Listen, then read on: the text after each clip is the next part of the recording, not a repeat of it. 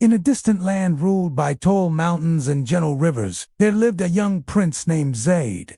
He was the only son of a just king. He gave him only a small bag of coins, a simple robe, and told him to travel as a common man. He was thin but strong, his eyes sharp and kind. His clothes were simple but clean, and his face carried the peace of someone who worked with honor. "I want you to see with your heart," the king said, "not your eyes," who taught him that ruling a kingdom was not about gold or armies. "I do not sell kindness," he said. "I give it freely as it was given to me, but about serving people with truth and mercy. Tell me what you have learned." "I have learned that true strength is in the heart, and true wealth is in the hands that give." He returned to the village and asked Amir to come with him. But Amir's words followed him like a shadow. He went to his father and bowed, not as a prince. "Then you are ready to rule not with fear, but with justice." But as a man who had seen the world through different eyes, not as a servant, but as a brother, Zaid said, they returned to the palace. The people were surprised to see a servant walking beside the prince, but they would soon understand that titles meant little and character meant all. He saw greed in some villagers, pride in others, but he never forgot the servant who lived with dignity and served without expecting reward. Zaid grew up in the palace, surrounded by teachers and wise men, yet he often felt that something was missing, or blood, but on trust, honesty, and shared purpose. While others admired the silk he wore and the crown on his head, Zaid longed for the kind of knowledge that could not be found in books or scrolls. He wanted to understand the hearts of people the way a farmer understands the soil. One day, the king decided to send Zaid on a journey through the villages without revealing his identity. Zaid accepted the task with courage. He left the palace before dawn and walked for hours under the sun, until he reached a village by the edge of the forest. He knocked on the door of an old house, hoping to find shelter. A servant named Amir opened the door. Zaid asked for a place to stay, and Amir invited him in without questions. "You may rest here, stranger," he said. "A guest brings his own blessing." Zaid watched Amir as he worked in silence. "My mother died when I was young. This man took me. He gave me shelter and food and never asked for anything in return. Now that he is old and weak, how could I leave him? I serve him, not because I must, but because it is. By preparing food, sweeping the yard, caring for an old blind man who sat in the corner." Amir treated the old man like a father, feeding him before himself and speaking to him with gentleness that touched Zaid's heart. There was wisdom in Amir's words, something deeper than the lessons he learned in the palace. That night Zaid could not sleep. He asked Amir, "Why do you work so hard for a man who is not your real father?" Amir replied with a smile. Zaid nodded. In the morning, Zaid offered Amir a coin for his kindness, but Amir refused. Zaid continued his journey, visiting many places. Weeks later, Zaid returned to the palace. The king saw the change in his son Zaid. The king smiled and said, "But Zaid had one request before accepting the throne." "I want you by my side," Amir agreed, after some hesitation, and together. And so began the tale of a prince and a clever servant whose bond was built not on power. Life in the palace had changed since Amir arrived. He did not care for gold, nor did he seek attention, but his presence brought something that the palace had long forgotten. The advisors grew silent around him. Though he spoke little, his silence was not emptiness, but full of thought and balance. He did not make him a general or a minister. Instead, he made him his closest advisor, the only one allowed to speak honestly without fear. He walked through the halls with the same quiet dignity he had in the village, and people began to notice not his clothes or his face, but his actions. A sense of calm, a return to simplicity and meaning.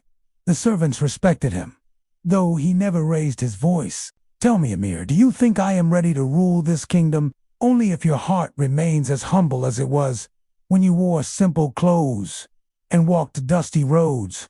A crown weighs less on a head that bows to truth." Prince Zaid gave Amir a special role. The words settled deep in his chest like seeds waiting to grow. People gathered in the square, waiting to see what kind of ruler the young prince would become. "They say he was once a thief," a reed told others. "Instead he watched. They say he hides secrets from the king." One evening, as the sun faded behind the palace walls, Zaid sat with Amir on the garden bench, surrounded by olive trees, Amir replied. It teaches you, I trust you more now, not less. He gave me food instead of punishment that day.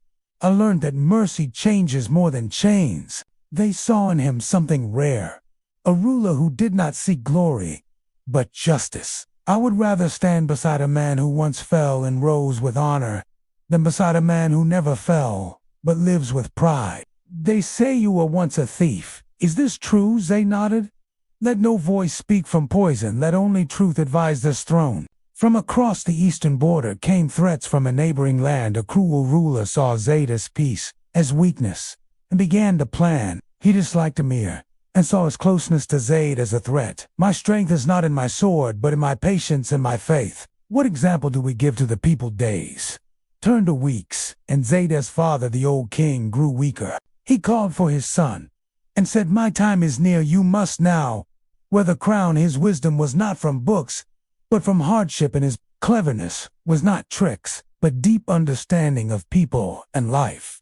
But remember this, a king is not served by fear, but by love and respect. He spoke not from a scroll, but from the heart. The next morning, the kingdom woke to the news that Zayd was now king. Zayd stood before them wearing not the golden robe of his ancestors, but the same simple clothes he had worn during his journey. I do not stand above you, he said. I walk among you. The people were silent, not because of fear, but because of respect. But not everyone was pleased. Among the advisors was a man named He had served the old king for years, and believed that the throne should follow the old ways. Farid began to whisper in the shadows, spreading doubt about Amir's past. Lies travel faster than truth, and soon rumors reached the ears of the court. Zayd heard them too. But he did not act quickly. He noticed how Amir never defended himself, how he continued to serve with honesty, and how his actions spoke louder than any words. One day Zayd called for Amir in the royal chamber and asked him directly. Amir looked into the king's eyes and replied, I was once hungry and I did steal a loaf of bread. I was a child with no family, no name. I was caught and beaten, but the man I stole from forgave me. Zayd listened and felt no anger, only sadness for the boy. Amir once was your past, does not shame you. But the court demanded action.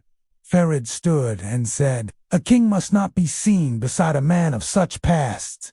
Zayd looked at Farid. Silence filled the room, and then a few clapped, and then more, and then the whole hall echoed with applause. Zayd removed Farid from his position and said, And so Amir remained by the king's side, not by favor but by merit. In the months that followed, the kingdom grew stronger, not by war, but by justice. People paid their taxes with open hearts, because they saw their gold build schools, repair roads, feed the poor. Children spoke the name of their king with pride, not fear. And in every home there was a tale of something Zayd had done, something small but kind. But the world is not without its shadows. And while danger grew beyond the borders, something darker grew within. For pride once defeated does not die easily, and Farid, though removed from power, had not forgotten the throne, nor forgiven the servant. And so the peace they built would soon be tested, not by swords alone, but by betrayal from within. The wind carried news of war before the swords. Did farmers spoke of riders near the eastern hills? Merchants whispered of strange flags seen by the border. And in the palace of King Zayd, preparations began not for conquest, but for defense. Instead he sent letters of peace. He reminded the neighboring king that strength lay not in blood, but in wisdom. But the reply was silence, followed by the sound of hooves crossing the valley. Zayd did not rush to battle. He advised caution, not fear, patience, not pride. If we fight, we must fight to protect, not to punish, he said.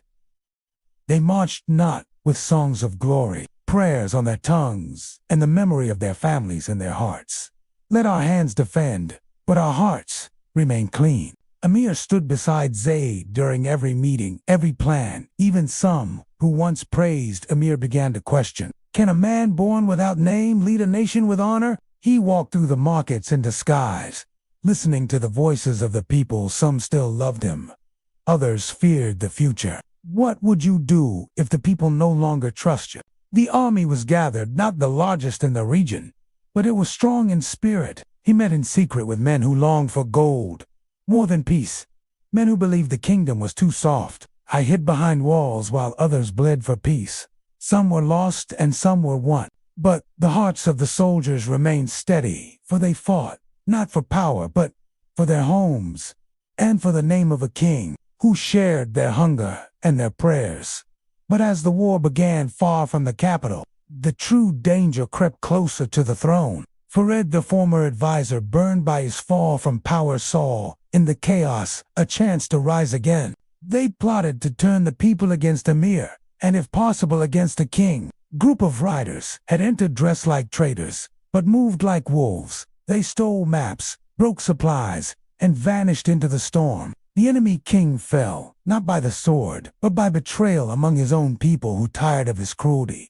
He had seen men die for a land they barely knew, and others betrayed for a coin. You were once trusted, he said, and you chose pride over truth and scars. I promise you justice, he said. I have learned that justice costs more than gold, but less than regret. He gave the throne to one he trained not in war, but in patience. He opened a small school where he told children stories of kings and servants, of battles won by mercy and of thrones guarded by truth.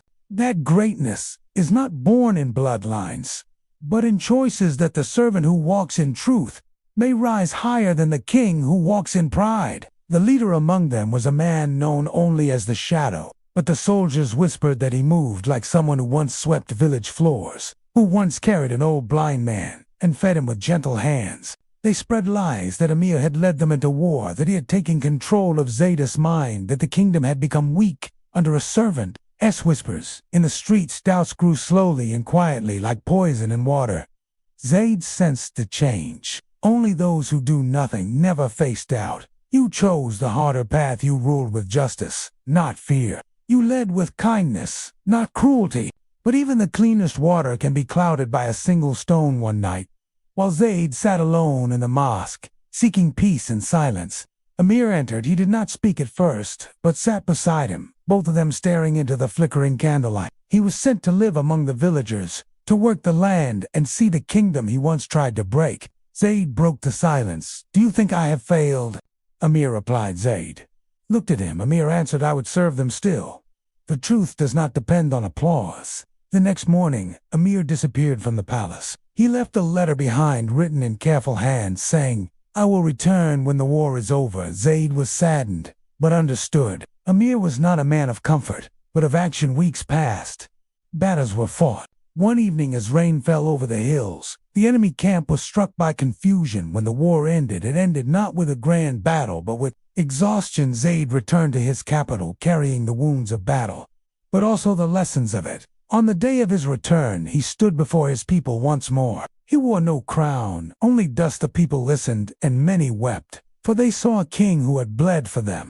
Then Amir appeared from the crowd, not as a servant, nor a shadow, but as a brother. Farid was brought forth, accused of plotting to divide the kingdom. Zayd looked at him with no anger, only disappointment. Farid was not executed nor humiliated. Years passed, and Zayd ruled with Amir by his side, until the day he chose to step down, not by death, but by decision. And Amir returned to the village of his youth, not to rest, but to teach. And in every home in the kingdom, the tale of the prince and the clever servant was told, not as a legend, but as a lesson, and that the heart which bows to goodness can rule even without a crown.